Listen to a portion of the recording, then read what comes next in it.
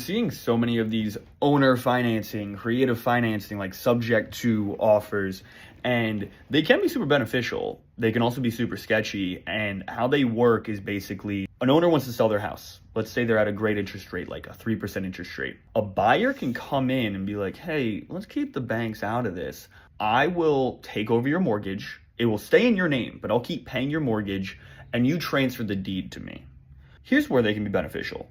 One, beneficial to the buyer, they don't have to go to a bank and get the new day interest rate, 6% or whatever. But to the seller, you can close very quickly. You don't have to go through, sometimes they do no inspection. A lot of times the buyer will like totally waive inspection. They'll pay all closing fees.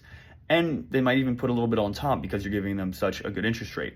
Here's where they can be super, super sketchy, and why I always recommend if you're going to take one of these offers, you talk to a real estate lawyer or a real estate attorney.